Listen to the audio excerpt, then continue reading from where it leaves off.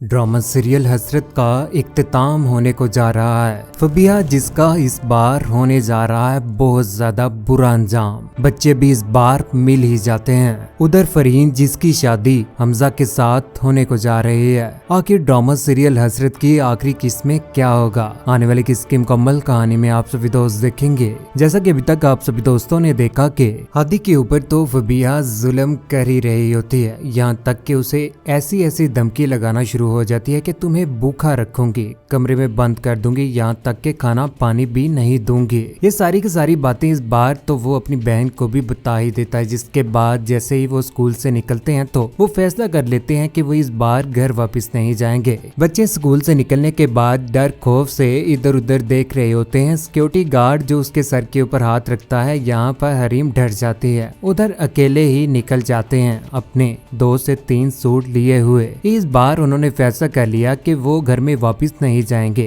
क्योंकि जिस तरह से उसके पेरेंट्स कर रहे हैं उस वजह से उन्होंने फैसला कर लिया कि इस बार वो अपनी अम्मी और अब्बू को सबक सिखाकर ही रहेंगे कि वो इस घर में दोबारा से नहीं आएंगे। अगर आएंगे तो फबिया को किसी साइड पर लगाकर और उसकी माँ को दोबारा से घर में वापस देकर आएंगे तो फिर ही आएंगे, जिसकी वजह से वो किसी दरबार के ऊपर रिहाइश पजीर हो जाते हैं। उधर सनाया जैसे ही स्कूल में पहुंचती है तो वहाँ पर बच्चों की पूछगिछ करना शुरू कर देती है। उसे बच्चे नहीं मिलते। उधर उसकी क्लास फेलो हरीम की उससे भी पूछा जाता है कि बच्चे कहाँ पर हैं। उससे वो कहती है कि वो हरीम तो सुबह के वक्त ही मुझे नजर आई थी, छुट्टी के वक्त तो वो मुझे नजर नहीं आई, वो तो चले गए हुए हैं। फौरन से सनाया इस बार अरम को कॉल कर देती है और कहती है कि अरम वो बच्चे स्कूल में नहीं है, कहाँ पर जा सकते हैं। अरम भी वैसे मीटिंग में होता है, लेकिन फौरन से वो सनाया की कॉल उठा लेता है। कहता है कि कहीं पर भी नहीं होंगे, वो स्कूल में ही होंगे, देखो ना अंदर जाकर। अरम बच्चों का सोचें, बच्चे कहाँ पर हैं, बहुत जल्द आप यहाँ पर पहुँचे, जल्दी जल्दी। उधर घर में इस बार फबिया को भी पता चल जाता है कि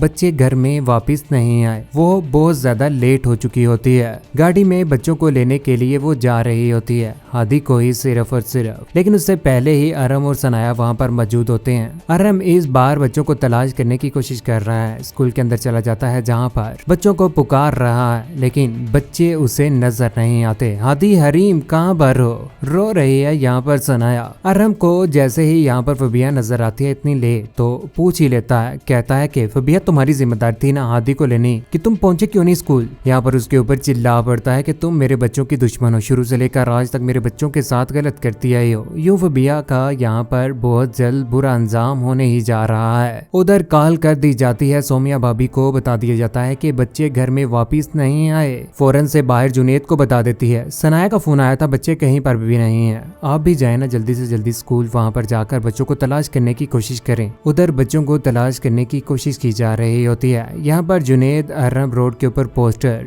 जगह जगह रिक्शे वालों से, लोगों से, राहगीरों से पूछा जा रहा होता है कि बच्चे आपको नजर आए हैं क्या। यहाँ पर बच्चों की तस्वीर और बच्चों की उम्र भी लिख दी जाती है कि ये बच्चे हैं तलाशे गुमशुदा। पुलिस में भी रिपोर्ट लिखवा ही दी जाती है। उधर रात का वक्त हो ही जाता है जहाँ पर अरब फैसला कर लेता है कि वो ढूंढेगा। कहाँ ढूंढे वो इस बार वो बच्चों को। सनाया कहती है कि वादा करें कि आप बच्चों को घर लेकर आएंगे, प्लीज मेरे साथ वादा कीजिए। आगे हाथ जोड़ देती है, मुझे मेरे बच्चे चाहिए। यहाँ पर अरम तो बच्चों को तलाश करने की कोशिश कर ही रहा होता है, लेकिन रात हो जाती है। रात के वक्त कहाँ पर वो बच्चों को तलाश करेगा। घर में लौट ही आता है। जैसे ही घर में यहाँ पर आता है तो सनाया इस बार सारा का सारा कसूरवार फबिया को ही ठहराती है। कहती है कि फबिया तुम्हारी वजह से ये सब कुछ हुआ है, मेरे बच्चे, मेरे शोहर, सब कुछ तुम्हें पता था, सब कुछ तुमने ही दूर किया है, तुमने ही बच्चों को दूर किया, बच्चों के ऊपर जुल्म करती थी ये, जिसकी वजह से बच्चे मेरे दूर चले गए हैं। यहाँ पर वो रो रही होती है। जुनेद भाई भी इस बार तो उनका साथ दे ही रहा होता है। यहाँ पर सनाया फबिया के ऊपर चिल्ला पड़ती है, लेकिन अरम कहता है कि मेरे भी बच्चे हैं, मुझे भी फिक्र है, फबिया को क्या फिक्र होगी। सनाया जो इस बार बच्चों को लेकर इतनी ज्यादा सीरियस हो चुकी है,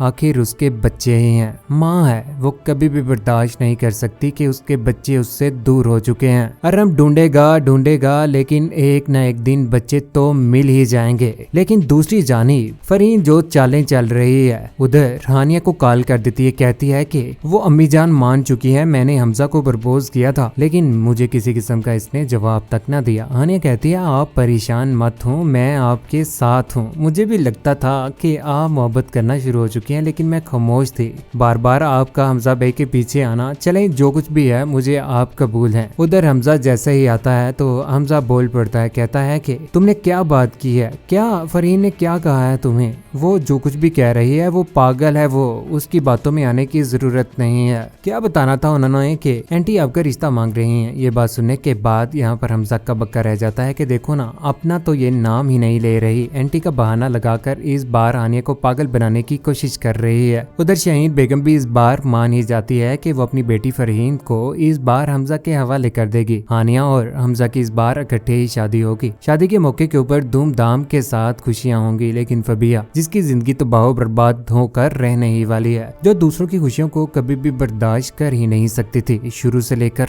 आज तक आया बनाकर सनाया ने उस घर में रखा, लेकिन ये वो स्नेक है जिसको सारी उम्र भी दूध पिलाते रहो, एक न एक रोज ये ढसेगा ही और उन्हें ही ढसेगा जो दूध पिलाएगा। जिस तरह से सनाया के शोहर अरम के ऊपर उसने कब्जा करके रख लिया, उधर आने वाले वक्त में बुरा वक्त तो इस बार फबिया के ऊपर आएगा ही, जब बच्चे घर में वापस आ जाएंगे और उसके बाद वही बच्चे फबिया से इतना तंग आ जाएंगे कि अरम उसे दिख के मारकर घर से बाहर निकाल देगा और फबिया जिसकी जिंदगी तबाह बर्बाद होकर रहने ही वाली है। कहते हैं इंसान हसरतों की आग में जल रहा होता है। शुरू से लेकर आज तक हसरतों की आग में अगर जल रही थी तो ये फबिया ही जल रही थी, जिसने ये सोच रखी हुई थी वो किसी अमीर खानदान के लड़के को फंसाकर उसके साथ शादी कर लेगी। लेकिन सनाया के शोहर के साथ जब उसकी शादी हुई तो 3 माओं की नजर थी उसके ऊपर, जो माएं बिल्कुल भी बर्दाश्त नहीं कर सकती थी कि फबिया उस घर में रहे। पहली रिफत बेगम अरहम की माँ, और दूसरी सनाया की माँ जो अल्लाह को प्यारी हो गई, और तीसरी फबिया की अपनी ही माँ जो चाहती ही नहीं थी कि फबिया जिसके ऊपर कर्ज था अरहम,